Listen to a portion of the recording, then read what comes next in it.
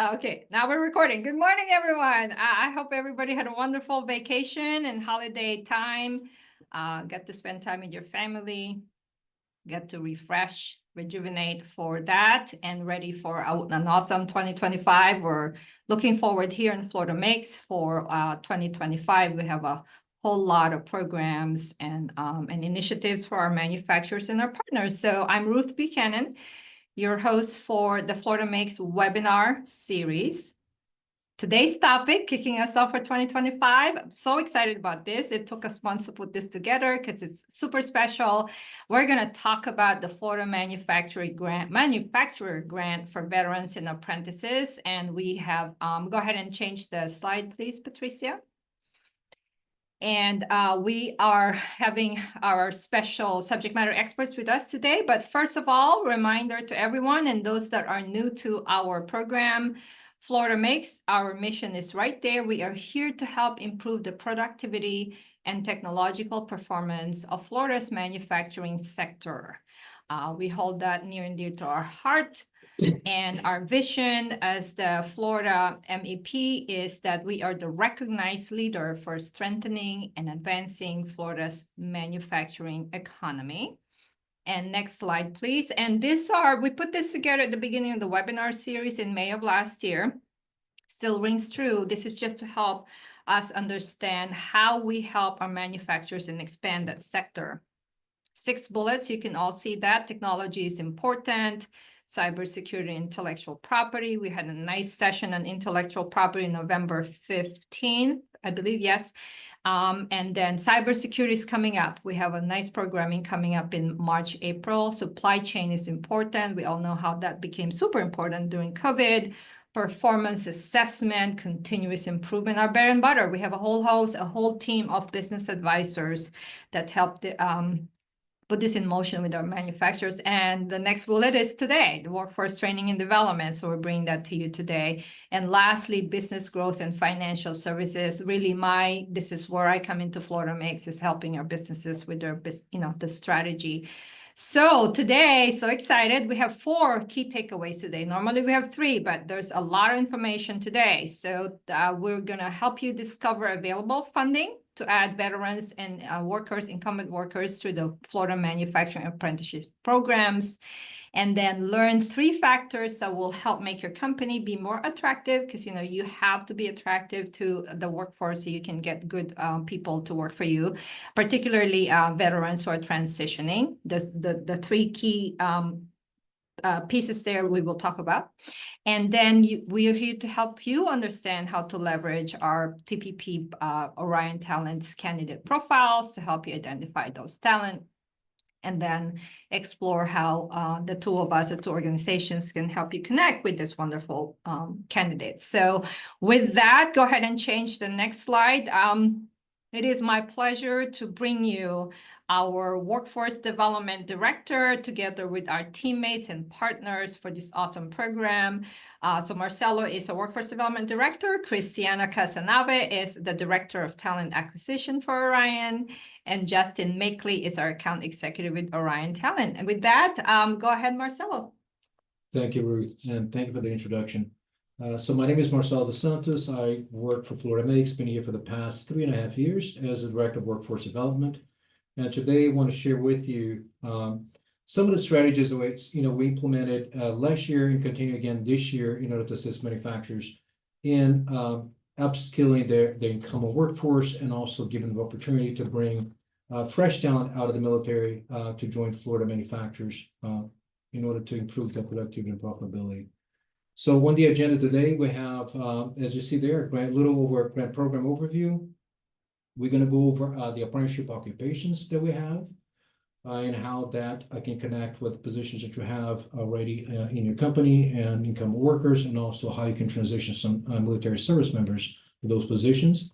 We'll give the platform to Orion Talent, and they'll actually go over who they are, their history, their global reach in actually sourcing candidates for you, the benefits of hiring military individuals, and what is a military talent pipeline? You hear about talent pipelines. You got to start building talent pipelines in order to take on the positions for those that will be retiring from your company. So they're going to go over what a military talent pipeline is and how you should establish one of those so that way you do have individuals coming out of the military and joining your company.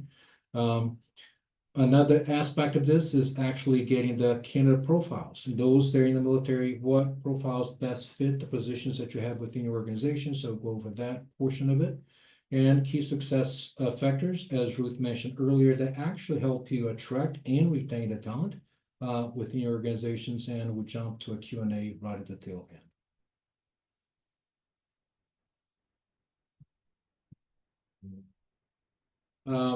I wanted to start the presentation or discussing my portion of the presentation by illustrating this point. So this is a headline from the Wall Street Journal, dated December 27th, so fairly recent, right? And you can see on there. But the Wall Street Journal paints a clear picture of the challenge we face as manufacturers. You know, the skills gap isn't just a workforce issue, it's virtually a threat to our economy. If we don't address this, Florida manufacturing sector will miss significant opportunities for growth. But the good news is, through the Pathways to Opportunity Grant and programs such as Florida Makes, apprenticeship programs, is part of that answer. I'll share with you folks, last night I was at the M Skills program out in Tampa, celebrating the 10th year of actually doing exactly some of the things that are necessary, some of the strategic initiatives are necessary in order to get talent into the workforce for Florida manufacturers. And so we're not the only entity out there that's coming up with solutions. There's solutions all over the state. So this is one of them, and we hope that we have an appropriate solution for your company as we go through and explain what those are. Next, please. We'll have control. There we go. So a little bit of a grant overview of this program. It's fairly simple. So this again is being made possible through the Pathways to Opportunity Grant, Florida Department of Education, and the Governor's Office, which sets aside funding every year for apprenticeship extension in the state of Florida. So Florida Made was awarded last year and this year, some funding in order to actually assist manufacturers to move the needle and getting talent into their organizations. So the Pathways to Opportunity Grant provides us with the opportunity to actually allow Florida manufacturers to hire individuals, new individuals coming through, and also to upskill those individuals that are already working at their facility. Through the grant, we're making it easy as possible for manufacturers to hire and train apprentices and existing workers, not apprentices until they began the program, they're not apprentices. And it covers the technical instruction of the program, it covers the testing, it also covers any certification that's associated with each apprenticeship. And on top of it, it covers the recruitment and placement services at no cost by Orion Talent. So it doesn't stop there. The administrative burden, if those of you that participate in apprenticeships before or have an in-house apprenticeship, there is an administrative burden that comes along with the programs, but the grant itself helps us cover that. So we have internal staff that's able to assume, those functions and take away, that burden from the employer.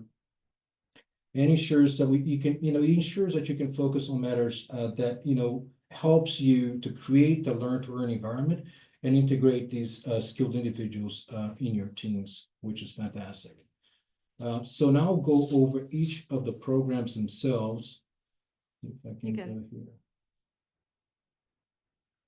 So there are 4 actual programs in the Florida Make Apprenticeship umbrella, right? All these are registered with the state. They all lead to industry recognized certifications. And starting from lowest to highest in the actual skill sets, we have a production technologist associate. So the way that the program will work is if you're having internal staff that actually needs to upskill their skill sets, right? And get the foundational skills and the skills that will actually help them retain and do their job in a better manner. That is what these are designed for. For those entry-level production workers, it could be assembly techs, individuals that are doing entry-level production work. The production technologist associate is the entry-level occupation. As you can see from the graphic, we start every program that we start with the soft skills component. We have a partnership with Florida Ready to Work, which provides a soft skills curriculum for any individual entering the apprenticeship program, and that is twofold. That is actually to show, to mitigate that one thing that many of us say for granted these days, that the soft skills already comes built in with workers that start.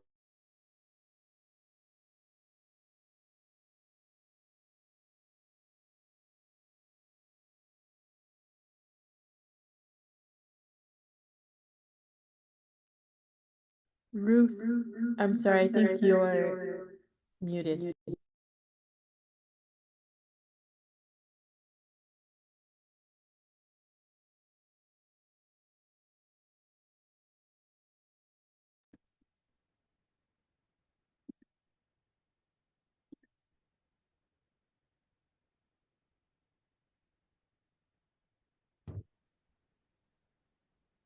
Little glitch here.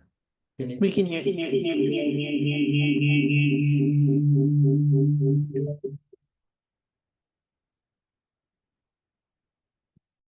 You're muted again.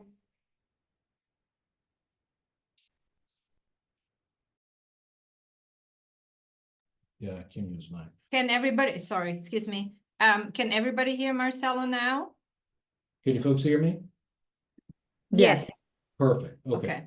So yeah, back to the program. So yeah, the soft skills is the first phase of the program. Then we move on to actually the skills that are learned to the related technical instruction on the, for the program. And that in this program specifically leads to the Certified Manufacturing Associate certification from SME. And this, for those of you that are familiar with apprenticeships, so an apprenticeship is two ways, right? Two sides. So you have the related technical instruction, which is a coursework that reinforces what you're learning on the job. And so with that, you have 12 months of on-the-job training, meaning for this particular occupation, you were required by the feds at least a 12-month on-the-job training, meaning there's somebody at the work site, a supervisor, a mentor, is actually guiding you on the actual work processes at your environment. So that way you're learning on the job. And along with that, you have 150 hours of online curriculum that you're responsible for, because that is the theoretical learning that's going to reinforce what you're learning on the job. So the platform that we utilize into this program is Tooling USME, which is one of the largest provider of online training. What we try to do is make it as flexible as possible for both the actual individual participating in the program and for the employer. So the training can be done and you learn on the job during work hours, and then after hours on weekends, the individual's taking the coursework in order to reinforce what they're learning. Moving on to the next occupation, this is the industrial manufacturing technician. And the industrial manufacturing technician apprenticeship is tailored for individuals looking to enhance their technical expertise in production occupations. Also, the participants complete about 200 hours. This is through a different related technical instruction provider. This is through Manufacturing Skills Standards Council. It leads to the CPT 4.0 certification, which is industry recognized. And there are 4 modules on this. There's safety, quality, manufacturing process and productions, maintenance, and maintenance awareness.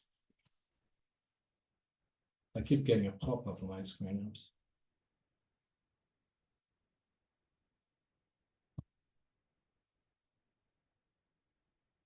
Did I I think lose they can control of hear the you. slides? I think they can hear you.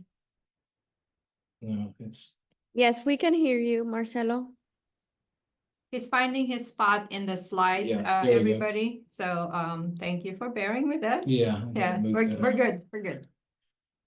So yeah, 4 modules: safety, quality, manufacturing processes, maintenance awareness. And again, it begins with the soft skills as that core in order to make somebody, better in actually attaining their positions. 200 hours, again, it is online skills related technical instruction to MHL and MSSC. The individual goes through the coursework, and at the end of the year, of course, to get the designation from the Florida Department of Education as a industrial manufacturing technician.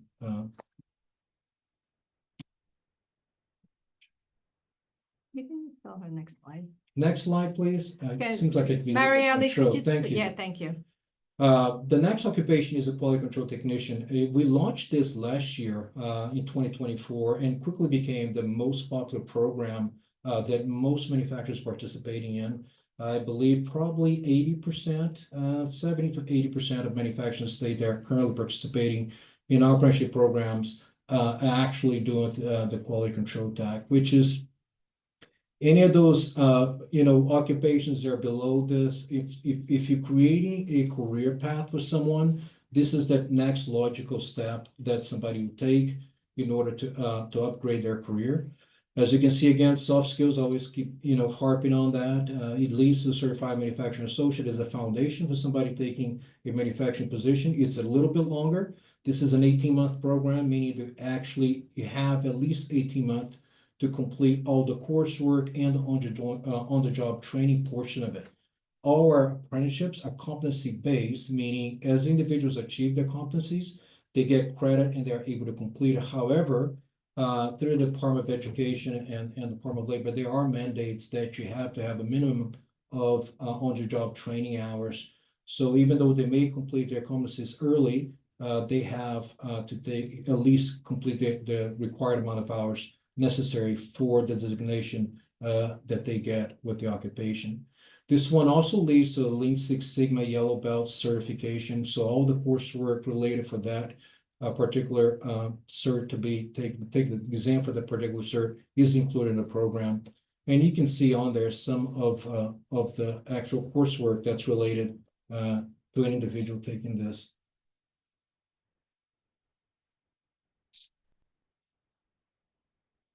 And the last occupation that we have is a manufacturing maintenance technician. This was really, it's just recently minted. December 5th was the actual date that we got approval from the Department of Education.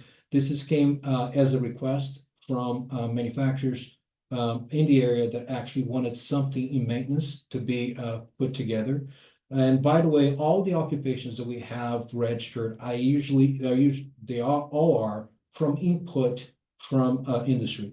So either we had a company or a consortium of companies contacts and said, can you please put this together? This is what we need in an organization. And based on that, we actually go ahead, put the standards together, consult with the Department of Education and other intermediaries and industry itself to ensure that what we're putting together is what they're looking for, get their feedback, and then the program is registered. Again, the same concept, soft skills right at the beginning, the CMFJ certification for those to build a foundation in manufacturing.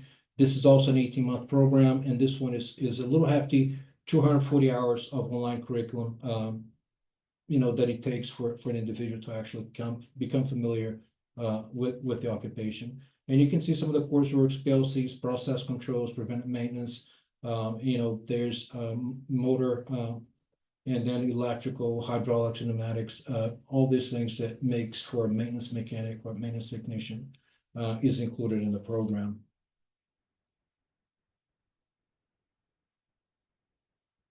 And I wanted to, that was the last occupation. So I wanted to throw this slide on here because I really want to emphasize the importance of creating learn to earn workplaces, right? And many of us take that for granted. It's like you hire somebody, you throw them on the job, and the expectation is that they learn as they show up to work.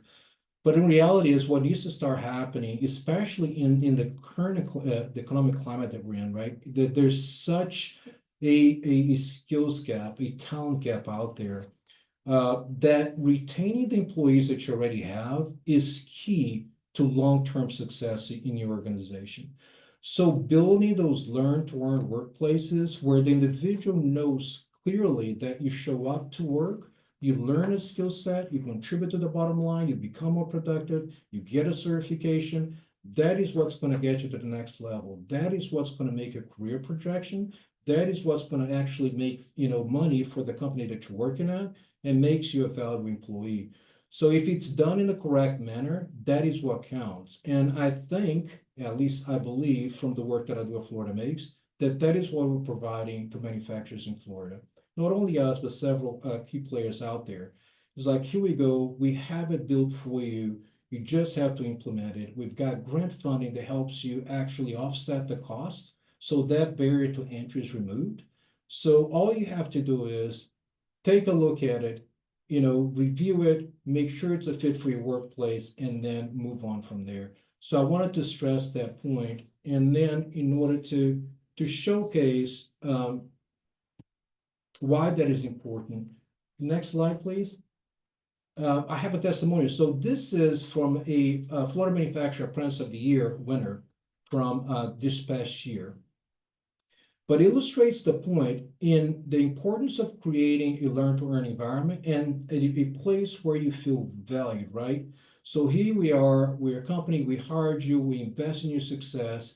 Here's an apprenticeship, here's a set of coursework that you can challenge yourself, learn, and this is an example of somebody who gave us a testimonial back from the work, and she's still in the apprenticeship, and how she, how happy and content she is with it, because it's moving her in the right direction in her life. Yeah, one of the value added things with this program is that it is all 4 occupations are GIBU approved, which means if somebody comes out of the military, right, they have the capability to go ahead and draw on their housing benefit, because this is approved by the Department of Education, by the Veterans Administration. Not only would they go to work and earn the wages that they have there, but they have the capability to pull down their funding without having to go to university and get a 4-year degree. So as you can see there, it's an example. The housing benefit for these programs is $2,600 a month that an individual can come in and actually draw upon it. So it is a talent attraction tool and retention tool for you as you engage in decide to participate in a program. And hopefully individuals will see the value of it and also decide to participate and enter an apprenticeship occupation. And I believe, next slide, please. That concludes my portion of the presentation. Yes, so I'd like to go ahead and pass it on to the Orion team, both Cassie and Justin, Chris and Justin, I apologize, and they can go on their portion of the presentation. Thank you. Hey, everybody. Chris, if you want to go ahead and just introduce yourself a little bit. You bet. Thanks, Justin. Everybody, good morning. My name is Chris Casanave. I've been with Orion coming up on 17 years here this summer. And prior to that, I was a former Army officer. So coming right off of active duty, I went into a role within our military search division, which focuses on helping I worked on the client side of things. So folks like you all who have that interest in hiring military and helping them find out where the right fits are so those candidates can make the positive impact on their organization. Did that for 13 years and then transitioned over to our projects and programs division where we support, initiatives just like this in partnering with companies again and helping them find, more hybrid solutions, both military and industry experience, but at a larger scale or whatever scale they need either to scale up or scale down and how military, plays into that. And my role now, I'm the director of talent acquisition. So, if you choose to partner with us in helping to find that military talent for you, I lead the recruiting team that will help support those openings. And also working with Justin, I'll pass it back to her and let her introduce herself. Thanks, Chris. So bet. I am Justin. I'm an account executive here with Orion. Been with the company just about 2 years. I am myself not a veteran, but I do come from a very deeply rooted veteran family and also live in a very big military town, Virginia Beach. So quite a bit of passion for not only service members, but especially the veterans and helping them through to their next career opportunity. So I guess we can go ahead and move on. See here. So, see if I can go back. Is there a way to make that? Thank you. So a little bit of background on Orion as a whole. So we've been around for over 30 years. We're actually entering our 34th year. Some of our successes are we have helped facilitate over 250,000 veteran hires. And we were able to do that with our talent community, which is over 3 million veterans strong. We're able to fill that data or that pipeline with all of our hiring events that we do on our bases across or actually globally. So we're doing about 50 events each year, helping connect with service members who are going to transition and then engaging with them before they have even made that transition. 100% of our hiring is done here in the States. And some of the great reasons as to why Orion is first and foremost our military foundation. As Chris said, she's a veteran herself. We are comprised of mainly military veterans and or individuals who have a deep-rooted connection to the military community. It gives us the unique advantage of understanding what that transition is like for these service members. We also offer customized recruiting services. I'll get into that a little bit later. But within that pipeline and talent community that we have access to Ready Now candidates. So those are going to be the service members who are soon to transition, as well as industry experienced. And so that's just going to be your service members who have already transitioned and or retired, and they've gotten some civilian experience. One of the most important things is that we really do value cultivating relationships with our veterans, really getting to understand them, not just as a candidate, but as a human being. Below that, you can see where some of our awards and partnerships are. We've worked with Hiring Our Heroes, militaryhire.com, also won Best in RPO. So those are there. And then Chris, I will pass on to you. Oh, you're on mute. Being off mute would help, right?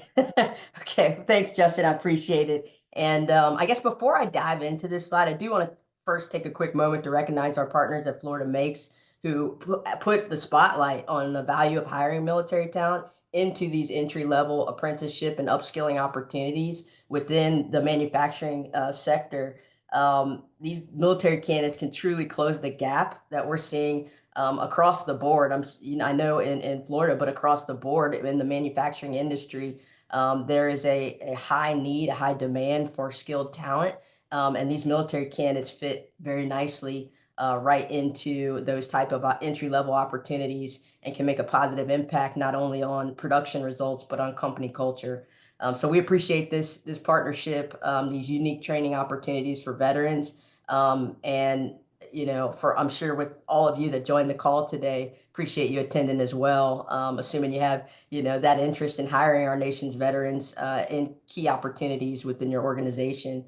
One thing I wanted to highlight in almost my, almost 17 years of experience in the military recruiting space, I often hear, companies say they have an interest in hiring military veterans specifically because they feel that it's the right or, patriotic thing to do, which it absolutely is, and a good opportunity to infuse that culture into your organization. I think what companies also find out very quickly and are somewhat surprised by is the almost immediate impact that these veterans make. Again, not just on production, but just long term in the value that they're bringing from their leadership skills, their intangible skills, their ability to pick things up quickly and kind of hit the ground running. So, like Justin mentioned, in addition to that, we found that these organizations really thrive by hiring military veteran talent. So jumping into kind of how do we do this? How do we go about finding the right talent, the right and helping companies place them in the right opportunities? There's a couple different ways and solutions that we can provide and partner with companies. The ones that are most applicable, I think, to the Florida Makes opportunities and these apprenticeship opportunities is, military recruiting or military search. It's in our DNA. Like Justin mentioned, been doing this over 30 years and really leveraging our team's experience in finding what skills fit best and what roles. And we'll talk a little bit about this in a future slide. Some kind of keys to success when you're looking to hire military. So that's, whether you have one opening or you need to scale and have, we've helped companies hire hundreds of military candidates into particular roles if they have that need to scale up, but it could be one, a handful, or again, hundreds of roles. We can partner with them to find both that transitioning and military industry experience talent, like Justin mentioned. So search is a way we go about it.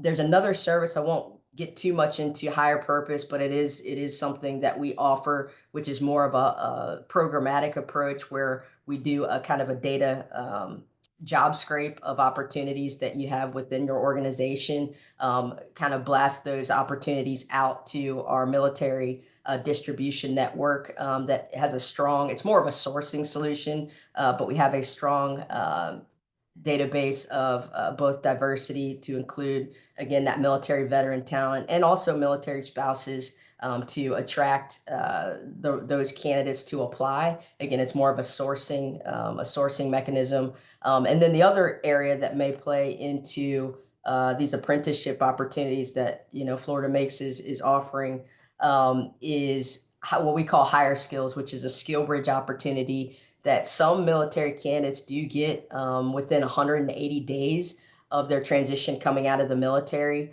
where their military command will approve them to go work in an internship capacity with an organization at no cost. And those folks, those employers can choose to onboard them within their organization. That's really the goal of the Skill Bridge program in the military, is that they do that entry level and apprenticeship intern type role, and then convert to a full-time employee once they're formally out of the military. Again, it could be within 180 days. It could be within, you know, usually it's not shorter than 90 days.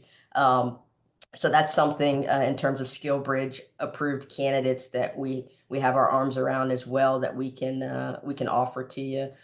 Recruit process outsourcing. This is an area that, you know, my team focuses on as well, which is we can basically be an extension of a talent acquisition team and provide anything, a customized recruiting solution to anything you would need, whether it's you know, a dedicated recruiter, data and reporting, a marketing strategy. We have the ability to kind of help out with all of that. But at the end of the day, going into these apprenticeship roles, the immediate approach we recommend is that military recruiting option. Is just a fantastic fit, and we'll go into some of those profiles that fit best here later on in the presentation. All right, and so from here, why hire military? So one of the amazing things about service members is that they have an extensive amount of on-the-job training and just technical support. And throughout their time in the service, they're able to really utilize all of that and come out into the civilian world highly qualified. They're able to understand how to handle challenging situations, working under pressure. They also have earned phenomenal leadership skills and understanding the importance in teamwork. They're incredibly efficient and productive, and they're just proven leaders. This all combined makes them highly qualified as well. So move on. So why the pipeline? So we try and get involved with our service members as early on as possible. So that's where we attend all of our on-base hiring events. So we're really getting in touch with them and getting to know them and engaging with them before they've even transitioned. And throughout that time, we're able to really dive in, understand what their skill sets are, what their passions are, what their talents are, and understand what would be the best next move for them. So that way that when we're connecting them to future employers, they're finding the best fit, not only for their passion, but culture as well. So we're in it for the long haul. And another great thing about Orion is we do have a global outreach. So it is not uncommon for a serviceman member to end their military career overseas. We don't want them to lose out on the opportunity to be engaging with potential new career opportunities before their transition, just because they're overseas. So we do engage with them on the bases that are international, and we put them into pipelines as early as possible through the virtual reach and whatnot. But we really do try and focus just as equally on our international service members as well. Yeah, and Justin, actually just going back to your comment there about the global reach, one thing in our partnership that we're going to be able to provide, you know, employers that they may not have the same reach to get out to these candidates.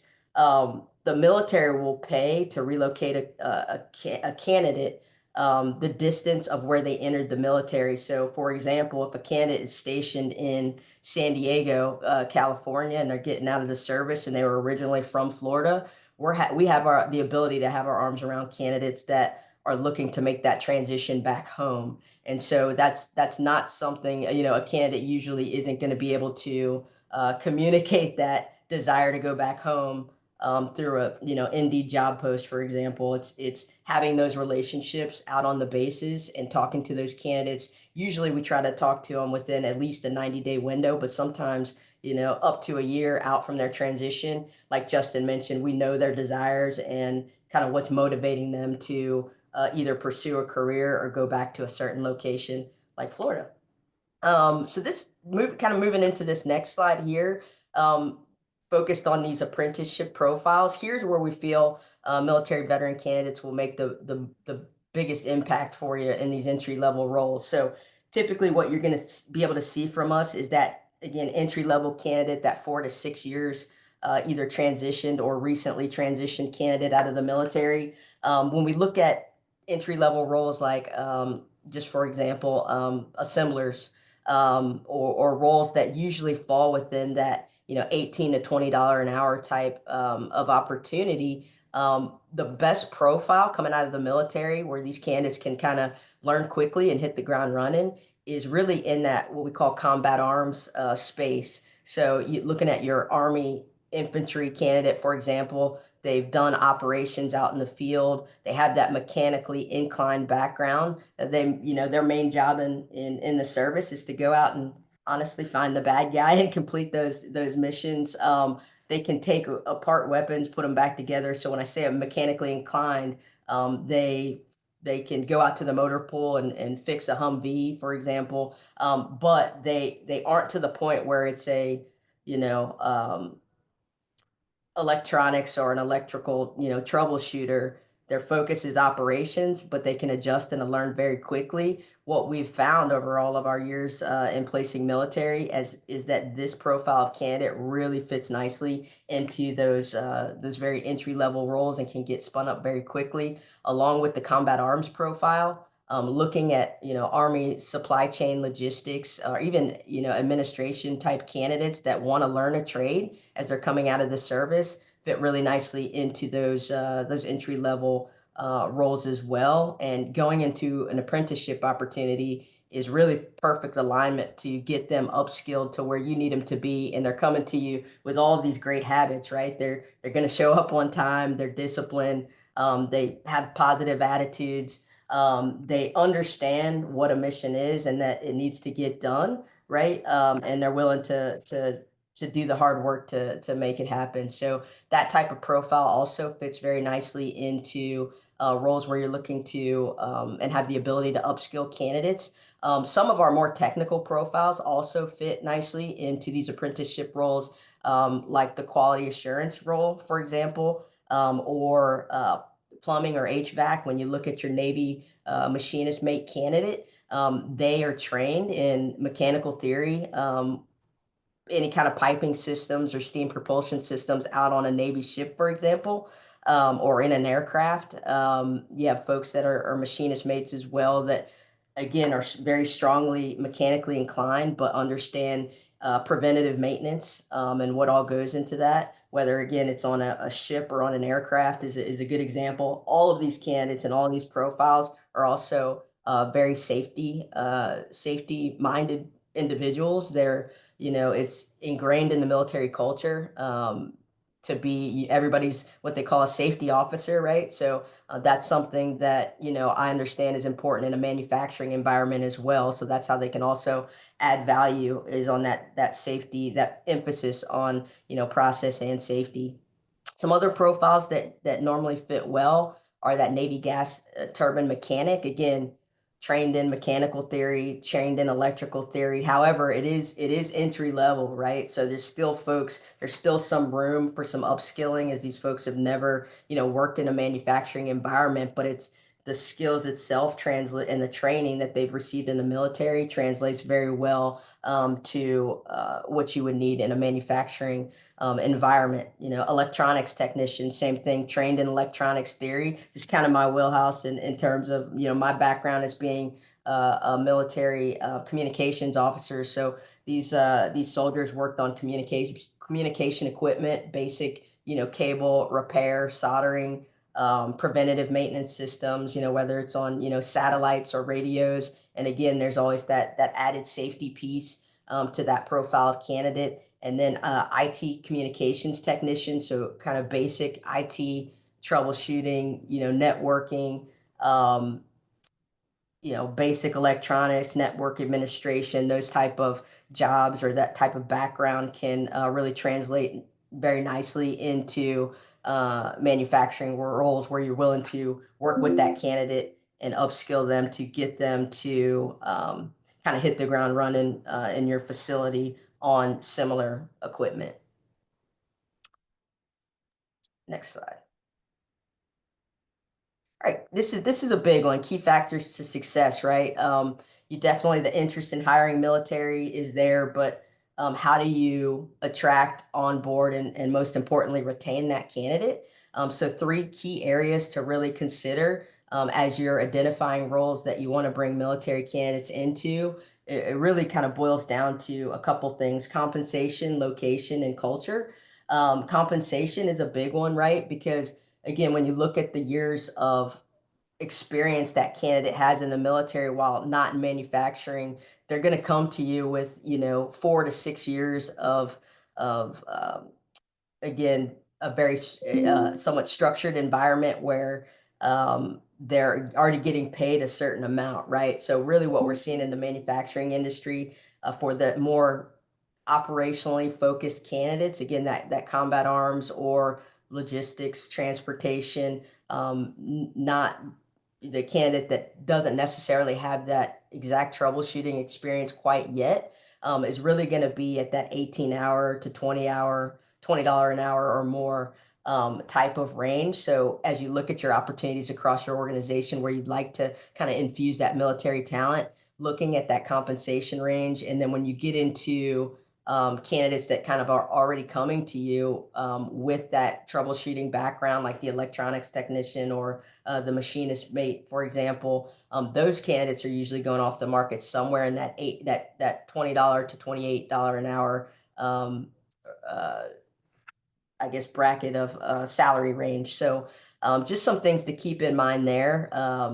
Location, right? So usually we can help out well with major metro cities or even cities that are kind of closer to those areas where there may be a local military base there that we can pull from, as well as, again, there are candidates out on the coast, for example, on opposite coasts or globally, like Justin mentioned, that we can pull from. But usually that major metro city or somewhere close to one or surrounding areas is a good match. And just ensuring that your opportunity kind of matches the cost of living for that particular location is always a good thing to keep in mind.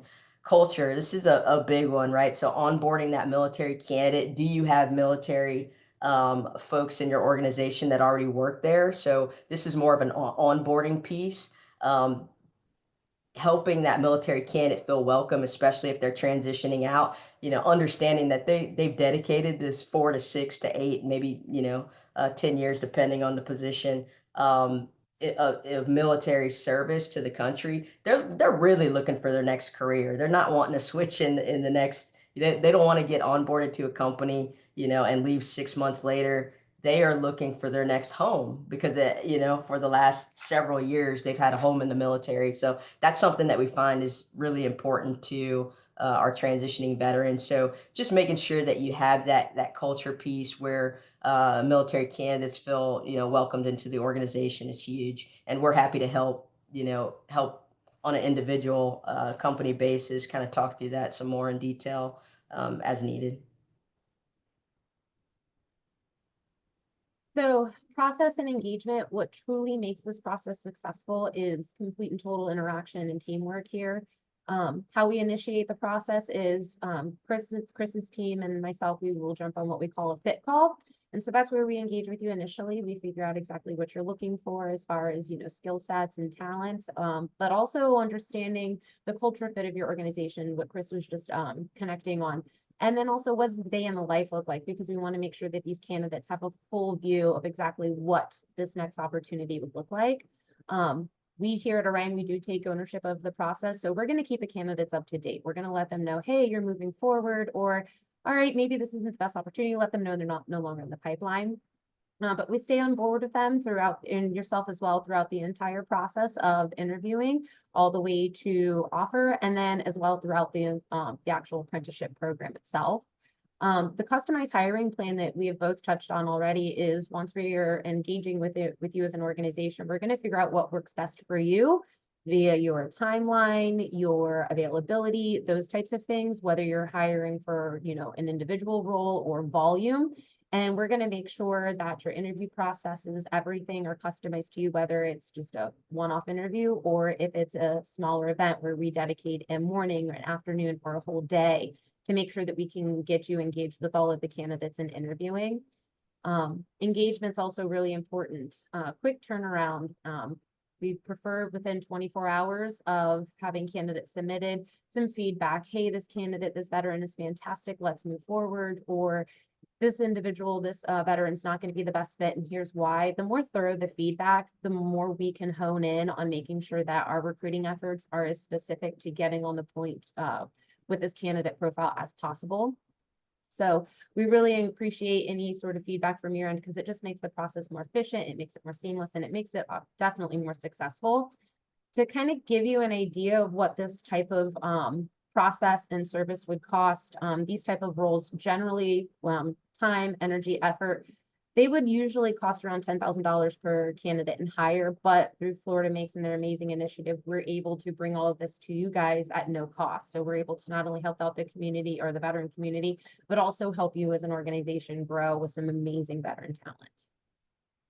All right, so I think that concludes with us.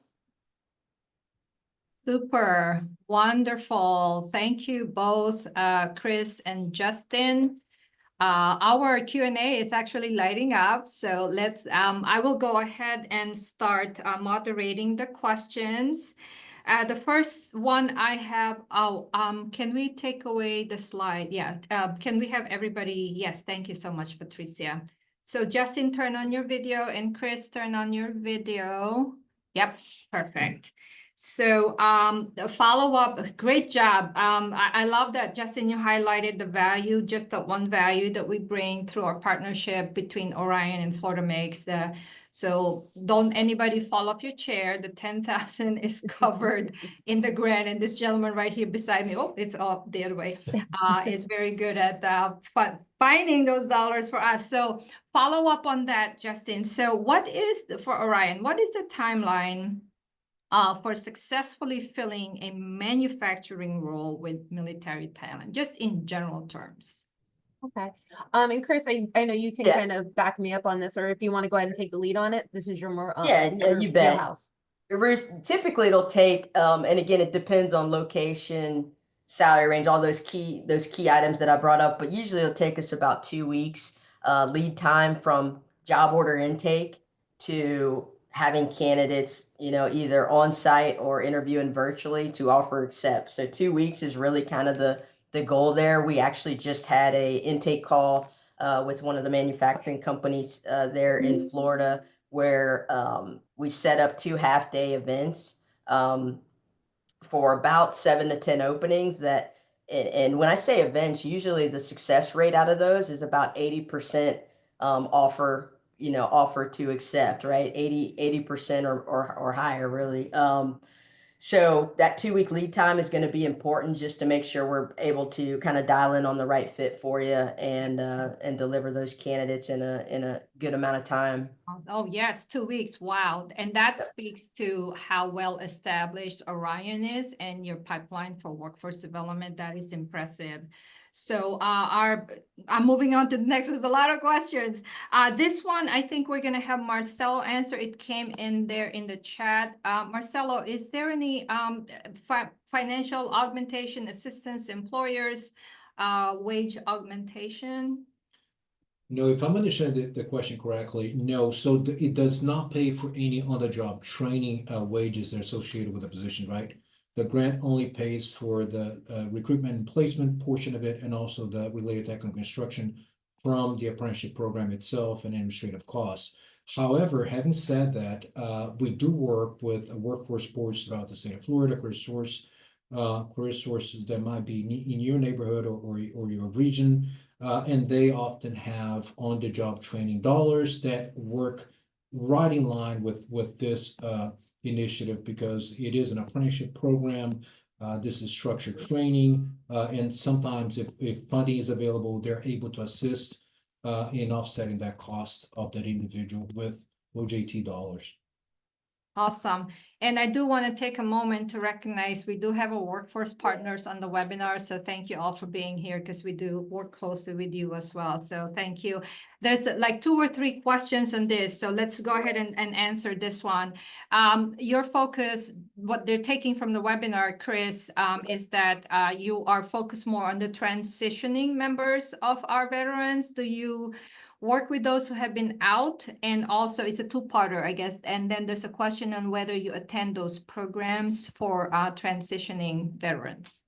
So yes to all of the above, actually. So our focus really for the partnership with Florida Makes and some of these more entry-level roles is mainly transitioning military and those that are kind of recently transitioned, I would say, within 3 or 4 years, usually out of the service. However, that's only a small portion of our business. We absolutely do place transitioning or not, excuse me, industry experienced folks that have been out quite a while, right? So we'll see folks that have maybe been out 10 to 20 years, just depends on the level of the position too. I mean, we place anywhere from these, entry level manufacturing roles all the way up to executive leadership, right? When you're looking at, junior military officers, for example, that have been out and been in the industry and have kind of learned those things. So it's really a full scale, full scope of military veterans that we have our arms around there.